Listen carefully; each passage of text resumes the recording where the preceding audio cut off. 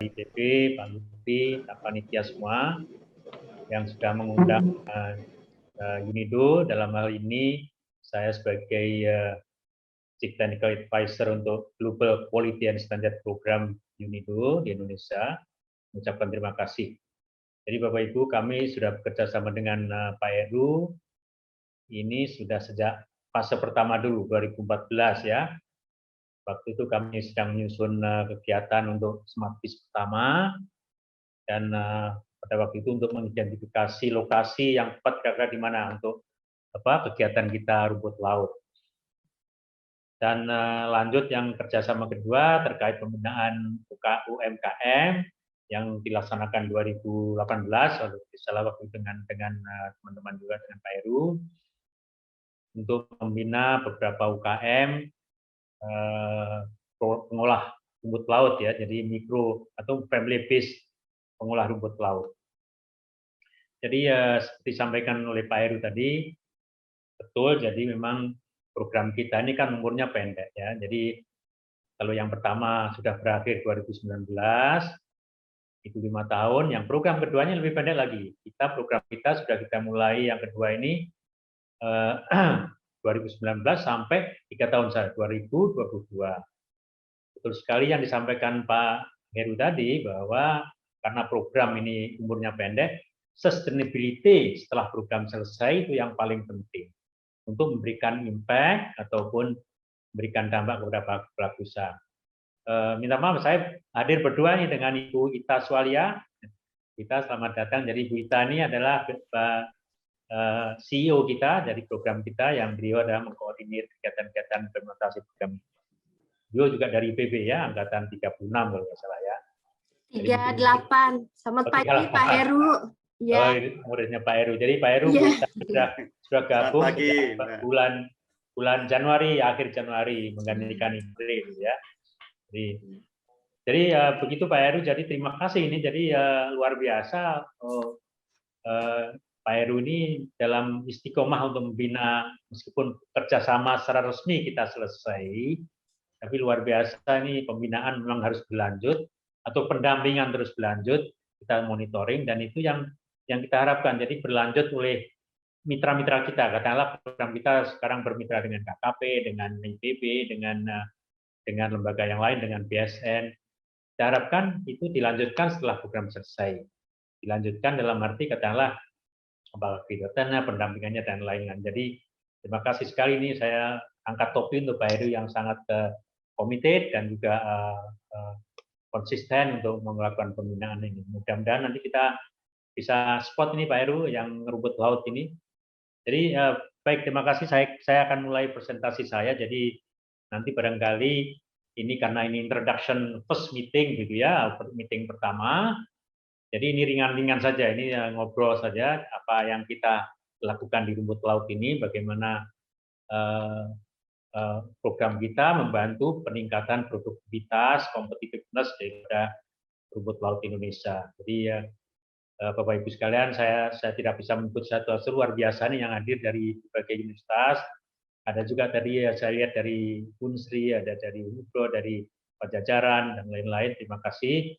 Dan saya lihat juga ada Bu Erina dari Biotrop nih, salah satu mitra kita juga yang di program rumput laut. Jadi Bapak Ibu, saya akan cover kira-kira 3 topik ya. Jadi kaitannya dengan program kita, kemudian sedikit mengenai rumput laut Indonesia, situasinya saat ini atau statusnya, dan bagaimana program kita dalam upaya mendorong atau membantu industri rumput laut untuk lebih kompetitif. Lanjut. Lanjut, Pak. Ya, sebentar Pak, lagi ini proses agak lemot. Ya. Jadi ya Bapak Ibu sekalian, ini program kita yang fase kedua ini kita sebut sebagai Global Quality and Standard Program. Kenapa global? Karena program kita ini yang didanai oleh Swiss itu melibatkan sekarang melibatkan 8 negara ya. Dan itu akan tambah 3 negara lagi, jadi ada 11 negara yang gabung dalam program ini. Itu ada di Asia Tengah, ada di Eropa, ada di Afrika, dan juga di Latin Amerika. Di Asia adalah Indonesia dan Vietnam. Tapi program ini bukan hanya perikanan saja, karena ini di berbagai negara komoditinya lain-lain ya. Misalnya di Vietnam itu khusus mangga, kemudian di Ghana misalnya itu terkait dengan kakao ya, kakao dan lain-lain. Ada kopi juga. Jadi Indonesia memang kita perikanan lanjut. Jadi yang di Indonesia ini kita menangani 5 value chain ya. Lanjut Pak. Jadi value chain pertama itu adalah rumput laut, kemudian ada patin, ada juga udang, kemudian lele dan juga bandeng. Mitra utama kita adalah KKP tentu saja dan BSN karena ini terkait dengan standar ya, dan tentu saja ada private sector. Sekarang program kita ada di 21 kabupaten dan di 9 provinsi, di mana saat ini kita melakukan kegiatan-kegiatan terkait dengan 5 value chain ini, atau 5 komoditas ini. Lanjut. Bapak Ibu sekalian, seperti saya sampaikan tadi, komitmen UNIDO untuk membantu Indonesia dalam pengembangan siwit ini kita sangat committed begitu ya. Jadi seperti saya sampaikan, fase pertama yang sudah berakhir itu 2014-2019, fokusnya adalah untuk peningkatan produktivitas dan promosi dan juga perdagangan ya. Di fase pertama inilah kita kerjasama sangat banyak dengan Pak Heru dan teman-teman di BB, terutama untuk rumput laut. Ini sudah selesai. Sekarang kita lanjut fase kedua yang 5 komoditi tadi, dan rumput laut masih dilanjutkan, dan itu kita fokus untuk membantu SME atau UMKM untuk bisa comply dengan standar. Katakanlah pelaku usaha bagaimana bisa comply dengan standar, apakah standar SNI, apakah standar pembeli, buyers, atau standar misalnya atau kaitannya dengan SKP, Good Manufacturing Practices atau HACCP misalnya ya. Jadi program kita fokus untuk membantu bersama-sama dengan mitra kita, tentu saja KKP, untuk bisa membantu pelaku-pelaku usaha, terutama skala menengah dan kecil, bisa comply atau bisa memenuhi persyaratan standar. Ini yang menjadi fokus kita yang sekarang kita kerjakan. Dan kita sudah berpikir nih, tahap ketiga nanti untuk rumput laut, tapi ini masih rahasia. Kita masih negosiasi dengan donor, mudah-mudahan kita bisa dilanjutkan. Lanjut. Jadi Bapak Ibu sekalian, Bapak Ibu tentu saja tahu ya, rumput laut ini sangat seksi dalam tanda kutip ya. Jadi potensi ekonominya, potensi sebagai untuk menyerap tenaga kerja, potensi untuk makanan, potensi untuk fungsi-fungsi pangan yang lain, misalnya sebagai stabilizer, sangat besar. Dan di samping itu, rumput laut juga sangat eco-friendly. Jadi bahkan bisa meningkatkan kualitas lingkungan, mempertahankan kualitas lingkungan. Misalnya rumput laut menyerap atau menyimpan CO2 ya, jadi itu yang berperan untuk climate mitigation, climate change. Ada juga rumput laut bisa merilis atau bisa mengeluarkan O2 yang bisa membantu membersihkan atau menambah kadar oksigen di lautan.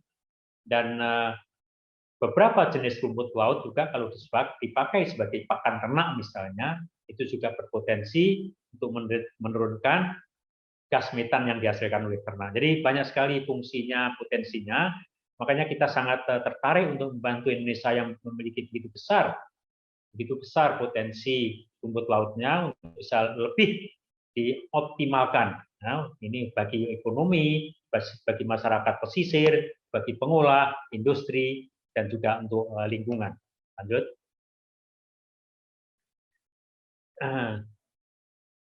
Jadi secara ringkas barangkali, saya tidak mau banyak menampilkan statistik nih, nanti mungkin dari KKP, kalau ada pembicara nanti buat Bu Dijen barangkali bisa menampilkan lebih detail, tapi secara ringkas begini. Menurut data dari pemerintah, dari KKP, perkirakan produksi rumput laut basah tahun 2020 ini sekitar 9,9 ton basah ya. Ini data sementara yang saya dapatkan minggu lalu. Ya tentu saja ini kalau dari pihak industri banyak pertanyaan apakah memang sebesar itu, ya. Tapi oke lah itu yang resmi begitu ya. Jadi saya tidak mau membahas masalah itu. Kemudian ada 50 lebih pengolah besar ya, ini untuk agar dan karagenan. Kalau untuk pengolah-pengolah mikro yang skala rumah tangga banyak sekali ya. Mungkin banyak bapak-bapak dan ibu yang hadir di sini. Tapi yang prosesor atau pengolah besar yang produksi karagenan dan agar ekstrak ya dari rumput laut itu sekitar 50 lebih, dan separuhnya barangkali menjadi anggota Asosiasi Rumput Laut Industri Rumput Laut Indonesia. Berdasarkan data dari BPS, ekspor kita rumput laut ya, ini rumput laut pada tahun 2020 tahun lalu itu total kuantitasnya adalah lebih dari 995.000 ton dengan nilai lebih dari 279 juta ya. Jadi ini cukup signifikan. Makanya KKP atau pemerintah, ada Pak Menteri yang baru ini memfokuskan prioritas 3 komoditi saja untuk budidaya. 1 udang, kedua rumput laut, ketiga lobster. Jadi alhamdulillah rumput laut menjadi salah satu prioritas dari 3 main priority untuk program pemerintah. Dan ekspor ini sebagian besar masih rumput laut kering ya, jadi 181 ton itu masih bahan baku rumput laut kering, dan sisanya karagenan atau agar. Dan ada sekitar 250 sampai 300 ribu pembudidaya rumput laut di Indonesia. Ya lanjut Pak. Ini sekitar melihat saja di daerah banyak sekali potensinya sebelah kiri map ini, dan tentu saja banyak wilayah-wilayah yang belum berkembang atau masih bisa ditingkatkan lagi produksinya. Dan ini yang saya dapatkan minggu lalu dari KKP, pada tahun 2020 sampai 2024 inilah daerah-daerah yang menjadi prioritas KKP untuk dibantu atau disupport untuk pengembangan budidaya rumput laut ya, misalnya banyak kan daerah ke timur ya, daerah ke timur. Jadi tahun 2021 katakanlah atau 2022 tahun depan itu misalnya Petali Babun, Biak Numpor, Seram Barat, Tanimbar, dan itu pulau-pulau di Indonesia Timur. Ini menjadi prioritas ya. Jadi untuk pengembangan tentu saja yang sudah existing tetap ditahankan. Silakan terus lanjut. Nah, kalau kita lihat ini dari global, ini dari FAO. Saya juga ambil dari presentasinya Pak dari budidaya minggu lalu, bahwa kita termasuk produsen terbesar ya yang hijau tua ini. Jadi kita nomor 2 setelah Cina. Nya mungkin kalau di yang biru ini China kan ya, itu ada rumput lainnya kebanyakan adalah edible seaweed yang Lamiaria, yang untuk nori itu ya, tapi yang tropical seaweed seperti Euchema, kemudian Gracilera, kita ada nomor 1. Ya, jadi ini gambaran saja. Lanjut. Bapak Ibu sekalian, seperti saya sampaikan tadi, kalau dari data tadi yang tabel tadi bahwa kita ini produsen rumput laut tropis ya, tropis itu ya di tropical ya, bukan di daerah dingin, kita kenal nomor 1 ya, terutama Euchema, kemudian Gracilea. Ekspor rumput laut kering sebagian besar kita nomor 1 juga, 180.000 ton lebih tahun lalu. Dan itu rumput laut kering ya, kalau kita sebut ya suket kering lah begitu ya. Jemur, di-pack, ekspor. Jadi nilai tambahnya memang rendah ya. Tapi itu besar ya, itu besar. Sedangkan yang bentuk, tolong diklik lagi Pak, klik ya, satu lagi. Sedangkan untuk produk-produk ekstrak seperti agar, karagenan, ekspor karagenan misalnya lebih sedikit daripada 13.000 ton pada tahun lalu. Yang agar lebih kecil lagi, 800 lebih ton ya. Kenapa agar ini kecil? Karena sebagian besar adalah konsumsi dalam negeri ya, untuk kita kan suka kue dari agar dan lain-lain ya. Tapi kalau yang karagenan ini cukup besar. Jadi itu untuk industri makanan, industri kosmetik dan lain-lain. Lanjut. Jadi kita masih nomor 3, nomor 6 ya. Nomor 1 kering, nomor 3 karagenan, nomor 6 ekspor agar. Jadi kalau dibuat grafik begitu, kecil sekali. Jadi yang abu-abu itu adalah ekspor kering dari segi kuantitas yang sebelah kiri, yang sebelah kanan ekspor kering rumput laut kering dari segi value ya. masih kecil. Kenapa masih kecil? Ya itu, kita ini tidak kompetitif ya, tidak kompetitif. Pertama, banyaklah faktor ya, banyak faktor. Tapi memang secara kalau di ringkas begitu, kita ini tidak kompetitif karena harga jual kita lebih tinggi karena dari hulu sampai hilirnya ini value chain kita memang kurang produktif dibanding dengan kompetitor kita, misalnya di China atau di Filipina atau di negara lain ya. Jadi kalau kita menjual katakanlah keragenan atau agar kita ini, menurut sumber dari industri kita ini lebih mahal $1 per kilonya dibanding dengan kompetitor dari misalnya dari China. Padahal raw material atau bahan bakunya itu dari kita, ya. Aneh ya, tapi tidak aneh. Itu bisnis memang begitu dan skala industrinya di Cina kan memang besar ya dan mereka banyak sekali kemudahan atau banyak sekali support dari pemerintah dan kita juga banyak menghadapi masalah. Selain value chain memang kurang produktif, di luar dari industri, di luar atau eksternal faktornya juga banyak yang membuat industri kita kurang kompetitif atau harga menjadi mahal. Misalnya biaya logistik mengirim bahan baku dari luar Jawa ke Jawa kan mahal juga. Ya, itu bukan rahasia lah. Memang itu problem Indonesia ya, logistik problem. Kemudian mungkin cost daripada listrik atau cost daripada bahan-bahan kimia untuk mengolah rumput laut kan masih banyak diimpor ya. Jadi itu juga jadi faktor. Jadi banyak sekali faktor eksternal yang di luar industri rumput laut sendiri dan itu menjadi PR kita semua ya. Tapi yang akan saya jelaskan nanti upaya UNIDO untuk membantu peningkatan ini adalah yang kira-kira bisa masih dalam lingkup seaweed value chain atau rumput laut value chain ya, tidak di luar itu memang di luar daripada mandat kita. Jadi sekali lagi Bapak Ibu, dari grafik ini kita lihat bahwa kita memang masih belum kompetitif untuk produk-produk olahan ya, untuk produk-produk akhir ya. Itu banyak faktor lah, banyak faktor. Nanti tapi dari presentasi ini akan saya sampaikan kira-kira mana yang kita bisa support untuk meningkatkan produktivitas dan juga competitiveness atau daya saing produk kita. Lanjut. Ya, lanjut Pak. Bapak Ibu sekalian, sebenarnya kalau dari jenis olahan ini saya ambil dari Prof Yana nih kira-kira list daripada produk-produk yang sudah berkembang ya dan sedang berkembang. Itu misalnya kalau dried seaweed atau rumput laut kering kan sudah banyak diekspor tadi ya, paling besar. Kemudian alkali treated seaweed itu juga diproduksi sebagai bahan baku, ada juga yang diekspor. Ada alkali treated seaweed chip juga dari Spinosum dan Kotuni. Ada semi refined keragenan. Ini yang paling banyak diproduksi oleh industri kita ya.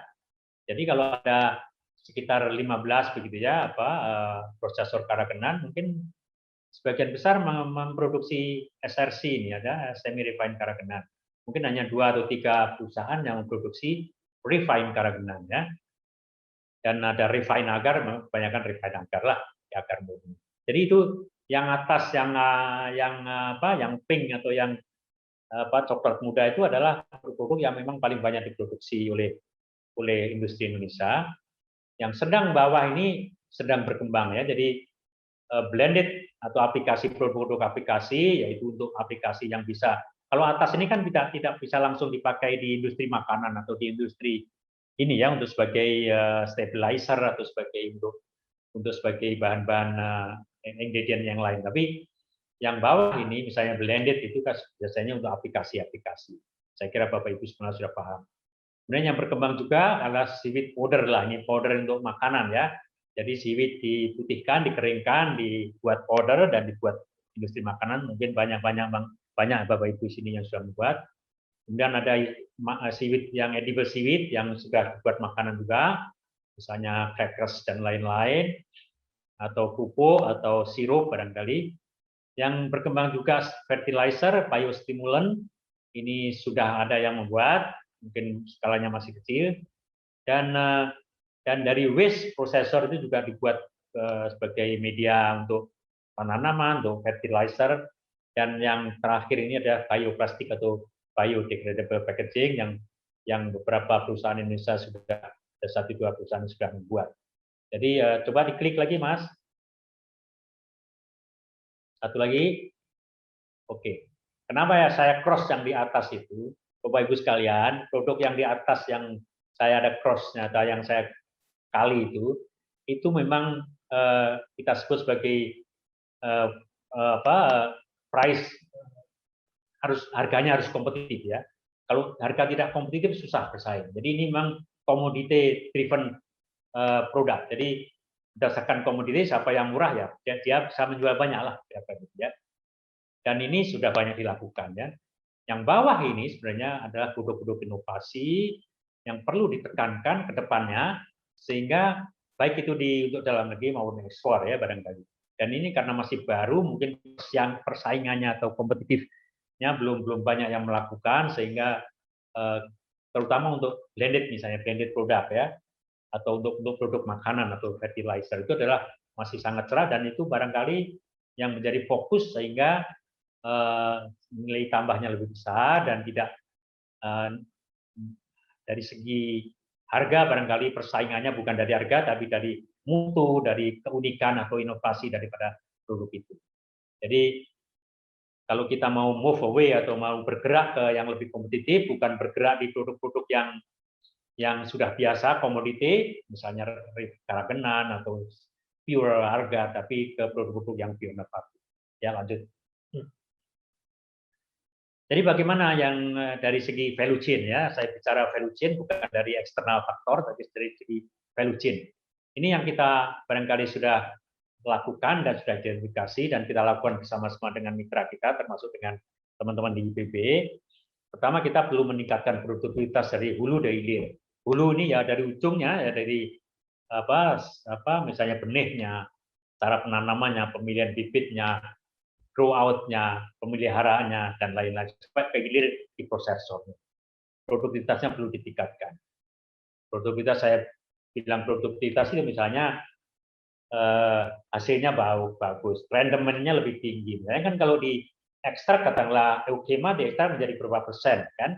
Tapi bisa kalau lebih bagus rumput lautnya, mungkin yield-nya atau rendemennya lebih tinggi. Kualitasnya juga lebih tinggi. Gel strength-nya lebih tinggi, lebih bagus. Jadi itu yang kita maksud sebagai produktivitas. Kemudian mendorong produk-produk yang inovatif, ya, itu linkage dengan research center, dengan lembaga-lembaga riset termasuk di IPB, di bawah KKP, di perguruan tinggi yang lain. Itu harus dikembangkan ya linkage. Nanti saya apa yang sudah kita lakukan di program kita. Kemudian tentu saja meningkatkan mutu dan standar compliance atau pemenuhan standar dari pelaku usaha. Kemudian promosi yang tepat gitu ya. Jadi mungkin kita pernah melakukan bersama-sama, nanti akan saya sampaikan juga bagaimana promosi yang sudah kita lakukan. Dan yang terakhir, tapi bukan yang terakhir maksudnya ya, ini yang penting lah menurut kami, pengembangan spesies baru di luar gas dan eukema ya. Apakah kaulerpa, ulva, atau produk-produk yang bisa dipakai sebagai feed atau sebagai makanan ternak yang bisa mengurangi metan. Jadi mungkin itu 4 itu yang jadi fokus program kita paling tidak, dan itu kita kerjasamakan dengan mitra-mitra kita. Lanjut. Baik, Bapak Ibu sekalian, yang pertama adalah kita waktu Smart Fish pertama kita banyak melakukan kegiatan untuk peningkatan produktivitas di hulunya ya, di farmingnya. Waktu itu kita melakukan pembinaan atau kegiatan di 23 kabupaten.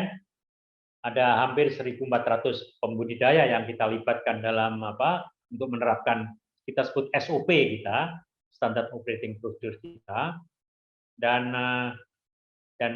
ada lebih dari hampir 900 pembudidaya yang menerapkan SOP kita.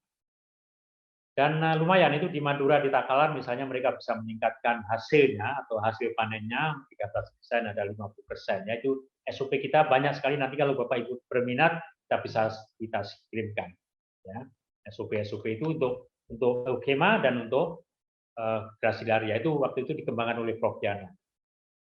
Kemudian ada yang dengan Pak Heru dan juga Ibu Maria dari LSC, kita melakukan pendampingan terhadap 460 ibu-ibu di beberapa kabupaten. Ya, nanti Pak Heru bisa jelaskan juga lebih rinci. Untuk di training dan didampingi untuk membuat makanan dari berdasarkan rumput laut dan juga sertifikasinya. Dan waktu itu ada 27 produk yang sudah mendapatkan sertifikat halal dari PRT, kemudian terakhir juga ada yang dapat haki ya. Dan itu kita lakukan bersama dengan mitra kita dan terbukti bahwa program ini memang SOP ini bisa meningkatkan, dan kalau kita melakukan pendampingan secara sistematis itu bisa membantu usaha-usaha mikro di kelompok-kelompok ibu-ibu di beberapa daerah. Jadi itu mungkin ini dari acara ini barangkali nanti bisa daerah lain bisa belajar dari Pak Heru ya untuk pembinaan mikro usaha mikro. Lanjut. Ini adalah beberapa foto kegiatan kita ya. Jadi dengan Pak Heru waktu itu di Madura, di Takalar, di Bulukumba, kemudian di beberapa tempat juga, dan produk-produk yang kita bantu juga registrasinya. Ini sebelah kiri ada kita membuat pemutihan rumput laut untuk dibuat powder, dan itu sebagai bahan makanan untuk produk-produk yang bisa dimakan. Lanjut. Waktu itu laporan dari teman-teman yang kita dampingi ya, yang kami dampingi bersama dengan Pak Heru, itu banyak produknya, dan kita hitung, kita survei gitu ya, itu barangkali kalau dihitung ada 1,5 juta dolar per tahun hasil potensi untuk jualannya ya. Itu ada 460 orang yang kita dampingi di 9 kabupaten. Kemudian ada 18 produk yang sudah dikomersialkan. Kemudian 27 mendapatkan sertifikat halal, 8 mendapatkan PIRT, dan ada 4 brand terakhir kemarin Pak Heru yang sudah dapat haki ya. Nanti Pak Heru bisa menjelaskan lebih lanjut. Ya, lanjut. Bapak Ibu sekalian, itu yang terkait dengan mikro. Tapi di industri juga kita membantu industri untuk memperbaiki supply chain mereka ya. Jadi kita waktu itu mengembangkan, kita sebut seaweed trace, jadi traceability di rumput laut. Itu kita kerjasama dengan service provider Qualtiva, dan seaweed trace ini sudah jalan dan dipakai oleh 1-2 perusahaan ya, terutama dari perusahaan Prancis itu apa namanya, lupa saya, tapi itu ada. Kemudian ini sebenarnya bukan hanya untuk traceability ya. Jadi dari kita mencoba untuk membangun atau membantu, kalau memakai aplikasi ini tentu saja aplikasi ini membayar ya, fee untuk maintenance itu bisa melihat untuk membantu untuk supply chain manajemennya. Jadi melihat siapa sih pembudidaya yang baik hasilnya, kualitasnya konsisten, kemudian traders yang bisa supply produk secara konsisten, kemudian mutu produknya juga bisa dicek, dan dari data itu juga bisa diekstrak atau diketahui dari mana rumput laut itu yang diolah oleh perusahaan. Jadi ini seaweed trace ini adalah untuk membantu perusahaan-perusahaan industri sehingga bisa menerapkan traceability dan juga untuk membantu untuk supply chain-nya. Lanjut. Dari segi promosi, ini dengan industri juga ya. Waktu itu kita membantu, kita sebut generic branding ya. Ada Indonesian Pangasius, ada Indonesia Seaweed, dan Indonesia Tuna. Ada 3 yang dari Smart Fish pertama itu, dan untuk rumput laut disebut sebagai Seaweed Indonesia. Ini brand ini kita kembangkan bersama-sama dengan Nastuli. Dan Bapak Ibu kalau ingin search di Google itu misalnya Indonesia Seaweed itu pasti nomor 1 atau nomor 2 ya di Google search itu luar biasa. Jadi ini adalah dalam rangka untuk mempromosikan rumput laut Indonesia, dan ini dikelola, kita serahkan kepada teman-teman di Astuli karena dimiliki oleh Astuli ya. Sama juga untuk Pangasius, untuk Patin kita serahkan juga website dan brandnya untuk dikelola oleh APCI. Tuna juga oleh HP2HI. Ya. Jadi ini adalah salah satu upaya kita dari segi promosi. Ya kan? Lanjut. Bapak Ibu sekalian, bagaimana dari segi inovasi begitu ya? Bapak Ibu sekalian, sebagai latar belakang saja. Kita berdasarkan pemahaman kami dari UNIDO bahwa pelaku-pelaku usaha rumput laut Indonesia, baik itu yang industri, yang Putra Struli misalnya, atau yang skala kecil, itu banyak kan skala menengah ke bawah ya, skala kecil, menengah ke bawah. Jadi mereka kemampuan untuk melakukan riset, product development itu memang terbatas. Saya sudah banyak keliling ke tempat-tempat di industri rumput laut, hanya 1-2 barangkali yang mempunyai kemampuan untuk melakukan riset, product development secara baik. Yang lain yang memproduksi apa yang sudah diproduksi puluhan tahun, produk yang sama dijual dengan harga mungkin yang berfluktuasi gitu ya. Mungkin ada 1-2 perusahaan yang sudah bisa memproduksi secara inovatif, produk-produk yang inovatif, dan itu mereka melakukan riset sendiri. Bagaimana untuk membantu perusahaan-perusahaan yang sebagian besar tidak mempunyai R&D sendiri. Jadi, Bapak Ibu sekalian, di lain pihak, banyak sekali kementerian, pemerintah yang memiliki R&D center, pusat surat penelitian, Litbang, baik itu di bawah KKP, baik itu di bawah Menristek, baik itu di bawahnya perguruan tinggi, maupun di Kementerian Perindustrian, ya, banyak. Dan kita sudah melakukan mapping, melakukan riset, banyak sekali produk-produk yang dikembangkan oleh lembaga-lembaga ini. Baik itu dari segi budayanya, baik dari segi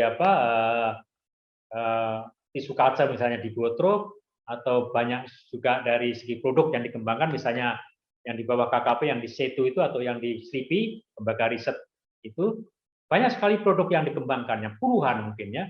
Dari semua lembaga riset, kita dari survei 27 lembaga, itu ada ratusan produk yang dikembangkan. Tapi produk-produk itu sedikit sekali yang di-upscale atau yang dihilirisasi atau diadopsi oleh industri untuk dibuat secara komersial. Kenapa? Jadi itu ada disconnect ya antara lembaga riset dengan industri. Seharusnya seperti di negara-negara maju, koneksi antara link antara lembaga riset dengan industri ini seharusnya lebih erat lagi. Itu membuktikan bahwa memang ada diskoneksi atau tidak nyambung lah istilahnya ya antara apa yang dilakukan lembaga riset dengan industri atau dengan kebutuhan industri. Kenapa? Itu beberapa alasan. Mungkin produk yang dikembangkan oleh lembaga riset itu memang tidak atau kurang sesuai dengan kebutuhan dari industri mungkin ya, satu. Atau mungkin yang dikembangkan itu terlalu mahal kalau itu dibuat secara bisnis, investasinya besar dan tidak bisa di-scale atau kemampuan industri untuk scale belum ada. Atau investasinya terlalu besar dan pasarnya belum bisa menerima produk itu. Jadi risikonya besar. Atau mungkin juga pihak industri tidak tahu apa yang dilakukan oleh teman-teman di lembaga riset itu ya. Jadi itu yang kita ingin linkkan, yang program kita ingin melakukan linkage gitu ya. Seperti tadi saya sampaikan, kalau ingin bersaing, inovasi adalah key. Ya, inovasi adalah key. Kita tidak bisa membuat produk-produk yang as usual, business as usual. Harus ada inovasi. Lanjut. Lanjut, Pak. Jadi, untuk melingkagekan antara industri dengan R&D Center, tahun 2019 itu kita dengan KKP dan dengan Kementerian Perindustrian, kemudian yang difasilitasi oleh Kemenko Marinvest juga, Menristek, kita meluncurkan yang kita sebut Tropical Seaweed Innovation Network. Ini platform, Pak Ibu ya, web-based platform. Jadi ini ada di platform. Jadi Prof. Aslan aktif juga di website, bukan di websitenya, dari di grup WA-nya. Nanti Prof. Aslan bisa komentar ini ya. Ini yang kenapa kita luncurkan ini adalah untuk menjabadani tadi linkage antara industri dengan lembaga-lembaga riset, sehingga mereka bisa bekerja sama. Ya, lanjut. Kita waktu itu ada 27 lembaga yang kita riset, yang kita map dan kita masukkan dalam platform tersebut. Dan sebenarnya ini banyak sekali yang belum masuk ya. Minta maaf yang belum masuk. Tapi itu waktu itu karena keterbatasan waktu dan dana kita sementara masukkan ini enggak. Kalau ini sudah jalan, efektif, nanti barangkali yang lain-lain bisa masuk. Ya. Termasuk juga dari KKP, ada dari industrian, dari perguruan tinggi, Unhas, Unsrat, IPB, Undip, UGM, dan lain-lain. Dan juga dari LIPI, dan juga dari Biotrop masuk di sana. Lanjut, Mas. Jadi ini kalau Bapak Ibu lihat di www.siwitnetwork.id itu mungkin bisa lihat ya detailnya. Dan itu minta maaf, ini TSI ini sekarang dikelola oleh KKP, oleh Dijen PDSKP di bawah Ibu Artati. Dan mudah-mudahan nanti bisa dalam masa transfer ini dari proyek ke KKP sudah diserahkan. Dan ini tapi hostnya masih di luar, jadi belum secara optimal dioperasikan ya. Tapi di WhatsApp kita sudah, saya yakin sudah sangat aktif dan sangat bagus diskusi-diskusinya. Lanjut. Jadi bagaimana kira-kira TSCN nanti bisa berperan itu networking ya antara peneliti, antara R&D Center, pelaku usaha. Jadi bukan hanya untuk pelaku usaha, tapi juga antar R&D Center bisa bekerja sama, bisa saling sinergi. Tidak tumpang tindih, tapi saling bersinergi. Mana yang sudah dilakukan lain bisa tidak usah dilakukan di tempat lain atau bisa kolaborasi dari segi riset ya.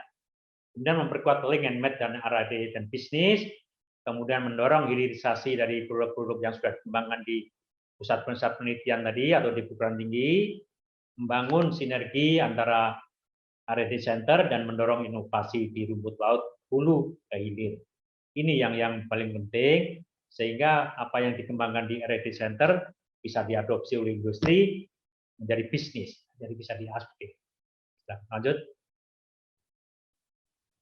Bapak Ibu, sedikit program kita yang kedua ya. Tadi ini sedikit, jadi kita yang kedua programnya itu yang tadi yang cerita sudah selesai. Sekarang yang kita kerjakan program kita yang sekarang ini, kita ada 5 komoditi, rumput laut salah satunya. Kita ingin memperkuat, kita sebut National Quality Infrastructure. Ini kita kerjasama dengan KKP, dengan